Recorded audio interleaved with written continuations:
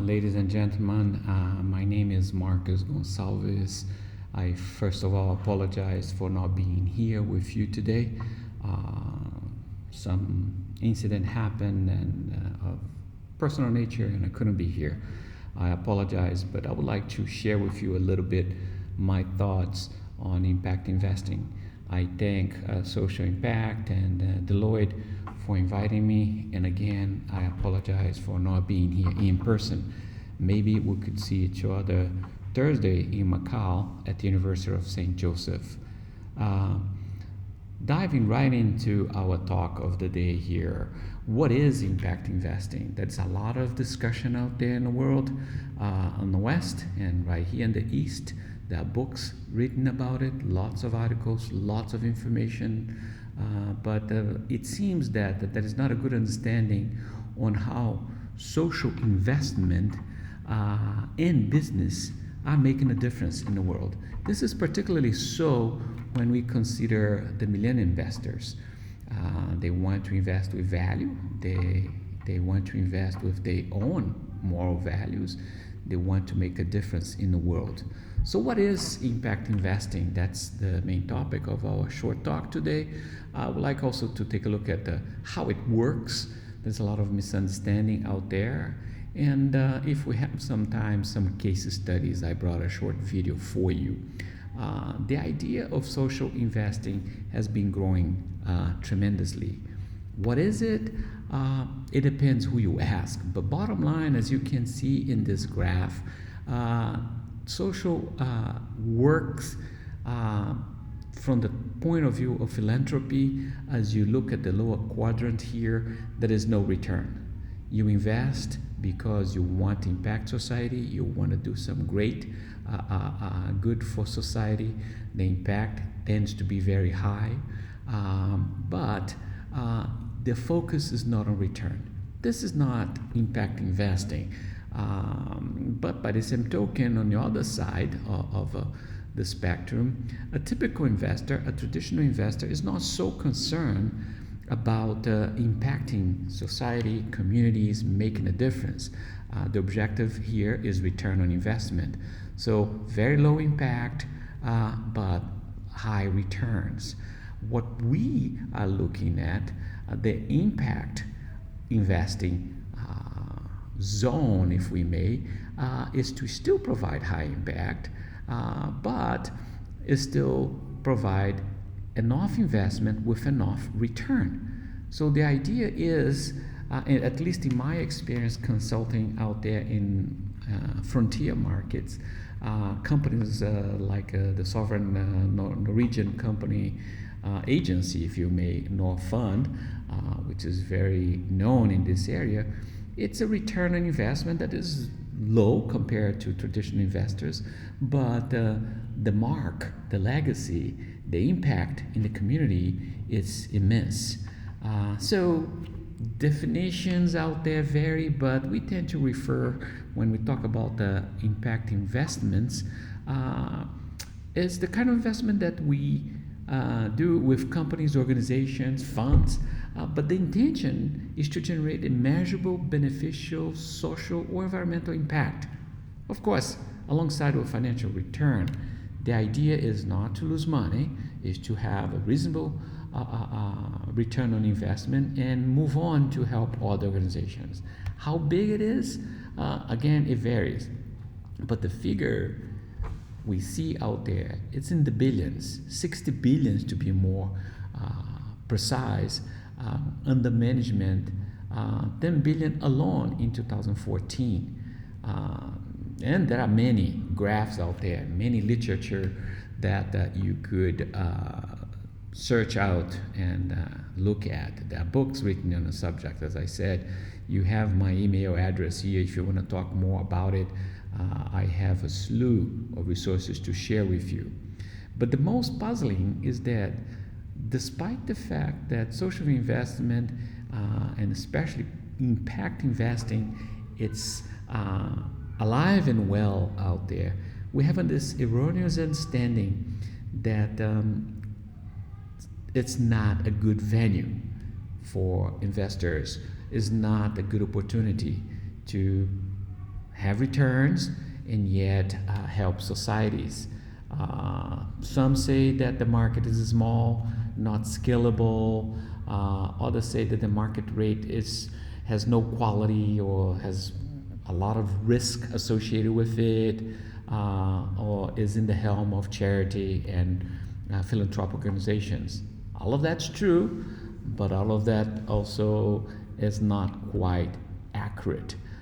Yes, you have the philanthropy side of investing, and the idea here is not to make money, as I already mentioned, but in this 3 blocks in the center here, we find a very good comfort zone for impact investing. It's not mainstream, but it's focused on society, and it's focused on sustainable investing. It's focused on changing communities, changing societies out there. And there is a lot of money flowing into these industries. You see, for example, that the amount of investment nowadays is actually in the trillions, and a lot of packaged or areas of investment continue to proliferate. I itemize here a few areas that is finding way into impact investing, from public transportation infrastructure to fuel-free energy systems, secondary markets of development finance institutions, green real estate, including retrofits, agroforestry, and other social impact projects that, especially in my case, my experiences in Africa, in particular, so Lusophone African countries such as Angola and Mozambique. Curious enough, no fund is there. The opportunities are many. Of course, each investor has a certain tolerance for more or less risk. This is something that needs to be looked at. It's something that needs to be considered when investing. But there are trillions of dollars being invested out there with a high impact at societies and communities. The WRI, the World Resource Institute, has said that a lot of money is going into the transportation sector, for example. And you notice that the global vehicle fleet for that sector, it's expected to double by 2050. So there is a lot of opportunities out there to not only get a return on investment, but a significant return on investment. The opportunity is great for impact investing, but unfortunately, when you look at those interested in this kind of investment, and advisors that work with them, there is a gap. I think we are looking at one small plant and missing a massive forest of opportunities out there. You look at the women and millennials, they want to invest. And as I mentioned earlier, they want to invest with their values. But most advisors are lagging behind. And it's not me saying, I'm an academic, even though I do consult a lot on strategic and management consulting in these emerging frontier markets. You see here that when you look at the expectations and the interests of investors in sustainable investment, the interest is huge, especially among millennials and females. But when you look at the advisors' interest in sustainable investing, it's very low. So only a few are highly interested on this. You may be asking me this: what is the data and the date for this data? This is 2015, according to Cerulli Associates and the Morgan Stanley Institute for Sustainable Investing. So there is a gap that I think needs to be bridged. I think events like this and the one in Macau Thursday at the University of St. Joseph helps to begin the process. So we cannot forget that the way investing is being done these days need to change. How it works, it's very important because there's a lot of interest out there. Notice, for example, that in South Africa alone, there is a lot of money being invested. Lots of regions of Africa as well, 7 billion distributed throughout Africa. This is a significant movement. How does it work? It depends on the organization. I tend to recommend the processes that I mentioned here. Advisors and companies like Deloitte need to make sure that investors understand, and I'm sure they do, and create a process that allows for the identification of the opportunity, due diligence. This is all common even in traditional investment, the investment itself, and the act of ownership. It's something that's more prevalent when we talk about impact investing. And of course, an exit strategy. I'm not recommending it, but it's typical because you want to move on and impact other societies, other regions. How we do an identification, the project screening is important. Partner assessment is also very important, and of course at that point you might want to move to the next level, which is the due diligence, or abandon the opportunity. It's very important to understand the macroeconomics, the social cultural, the geopolitical aspects of that market, of that opportunity. The due diligence is very important, of course. There are different ways that we can impact these opportunities, these societies. Typical due diligence, well, I don't have to say in a forum like this, but we look at the quality and the execution strategy that we expect. That means that any investor should have a strategy that he or she feels comfortable with, and the organization that works with them should understand that strategy so that they can compare with the investment opportunity. I spent a month in Africa now in July, in Angola and Mozambique. I actually saw many opportunities. I interviewed 26 companies there, what I call micro M&Es, multinational enterprises. There were various opportunities, but various industries as well. It's important to look at the financial records of these companies, not only to look at the compliance with local government regulations, but also look into ethics and the way of doing business and the business model that they use. The project market demand and the competitions out there is also important. Is this a niche market? Is this something that the other investors can be involved with? The management team is important, especially when you invest abroad in what I call frontier markets. Alignment with the stakeholders and the shareholders is also very important, not only from the investment side, but from the companies that we are trying to help. Excuse me. Environmental and social risks is also important to take into consideration.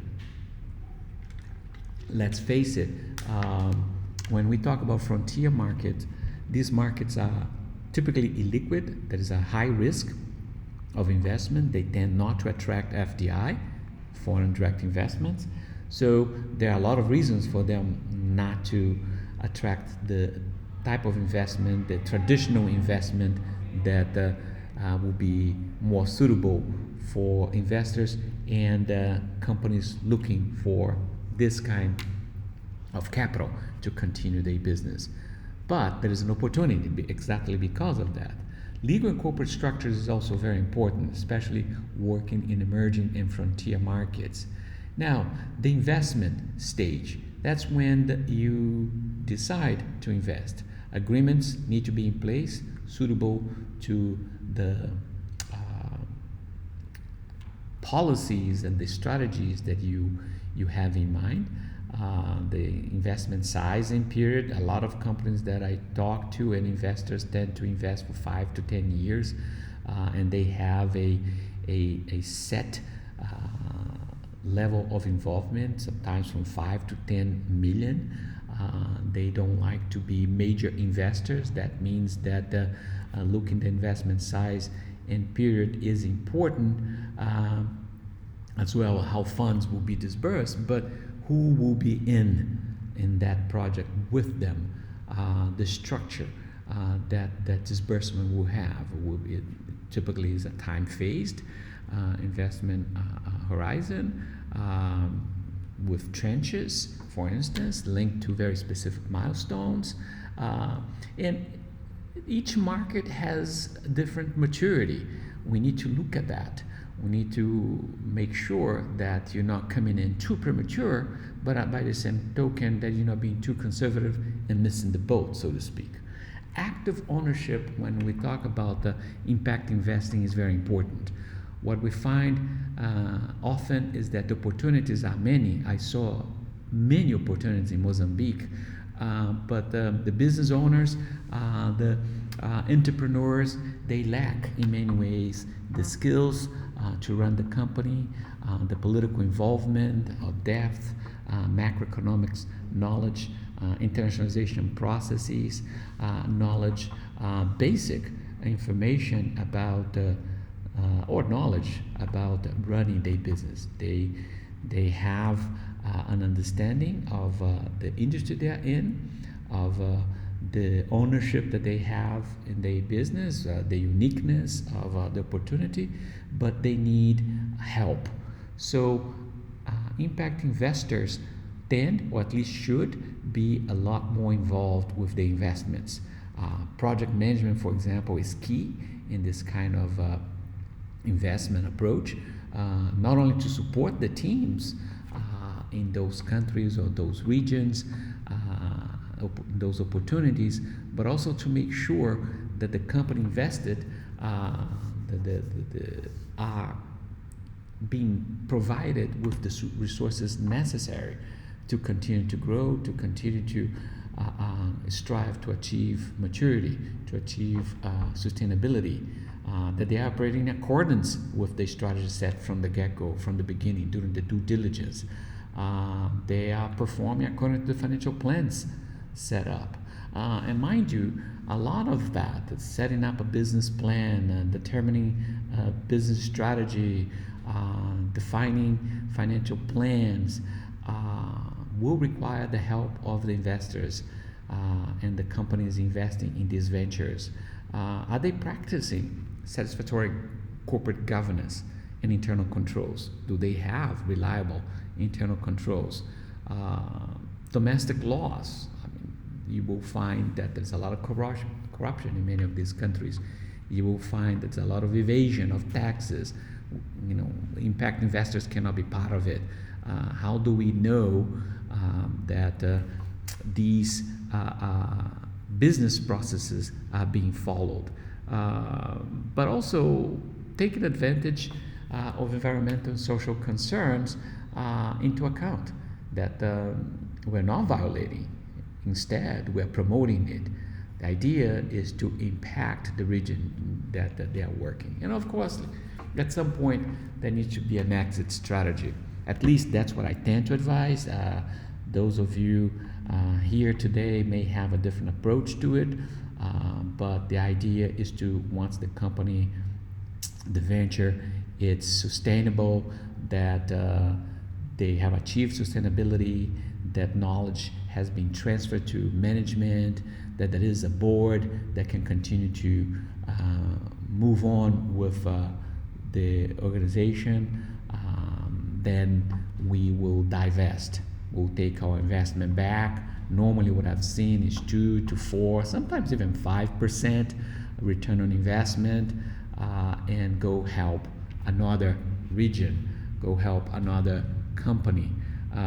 Of course, this is a little different than micro-lending, which can be considered impact investing, because you're giving capital to entrepreneurs that otherwise wouldn't have access to it. But in micro-lending, the return on investment tend to be higher, a lot higher, but risks also tend to be higher. So the idea is to find the time horizon that is adequate for the entrepreneur, for the business you're investing in, but also it's adequate for the capital that you're investing. After all, time is money, and it's not that we try to be greedy about that. That kind of investing is actually the opposite when we think about the impact investing, but we want to be able to help other organizations in similar situation. It all will depend on your strategy, and in your strategy, as you set the strategy, you should think about an exit strategy. It's very important also, I point here, to develop a post-exit analysis. Did you meet the strategic goals you have set? What worked? What didn't work? What were the lessons learned? That before reinvesting, because as you go into the next venture, you want to make sure to avoid the pitfalls, but you also want to make sure that you optimize the return on your investment, you optimize the projection of what I tend to call capability maturity of the organizations you are helping. I brought a short video here that I think is very important for us to take a look at if you have the time. This is an example of Norfund working in Ethiopia. It was very enlightening. Let's see it. Ethiopia has long been considered one of the world's poorest nations. However, in the last decade, Ethiopia has seen impressive economic growth of between 8 to 10%. Small to medium-sized enterprises are crucial to Ethiopia's economic growth. ICL is a diagnostic testing facility serving since 2004. It serves pretty much all the regions within the country. We serve close to about 600 patients a day. Good business ideas need investment to grow. SMEs in emerging markets often suffer from insufficient access to financing. There's absolutely no credit or financing available for healthcare institutions within Ethiopia. I did not have any access to grow the business and take it to the next step. And that's where Ascent Rift Valley Fund came into the picture. Providing access to capital can empower businesses to overcome the obstacles to growth and deliver better services for consumers. Norfund, the Norwegian Development Finance Institution, aims to assist businesses like ICL, among others, through SME investment funds. In 2013, Norfund committed an investment of $10 million to Ascent.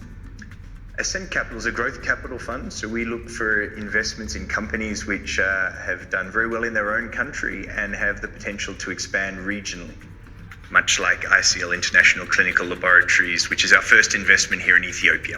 We began our operation in 2004 with 30 employees and barely covering about 30 patients a day, to about 180 employees currently and about 600 patients a day. ICL became the first federally licensed institution that gave us permission basically to serve throughout the country. Patients don't have to travel to Addis, and we collect the samples, and we transport the samples to Addis, and using our own computer network, they get the results in a timely fashion. So we believe we've made a huge impact on a lot of patients' life throughout Ethiopia. With the help of ICL, a lot of investigations that were to be done in Addis were minimized, and we can just send the investigations in Addis and get the results within 24 hours. And so we are able to diagnose and treat the patients based on the lab results we get from the ICL. We are helping a lot of poor people so that they are not expected to go a lot of distance and spend a lot of money. Investment in promising SMEs leverages businesses to catalyze socio-economic growth. When implemented sustainably, such investment can also produce significant returns. We hope to grow within the next year and a half to the neighboring countries, Kenya, Uganda, Tanzania, and South Sudan. And we'll continue to grow within Ethiopia, since that is one of our major objectives. We have a very good and close working relationship with Ascent. With their help, that we hope that we'll be able to achieve what we really set out to achieve.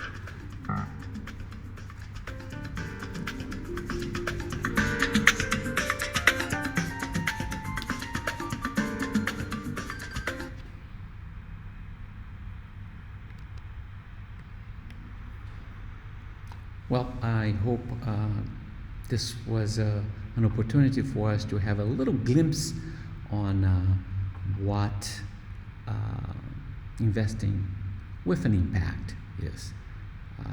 Thank you very much.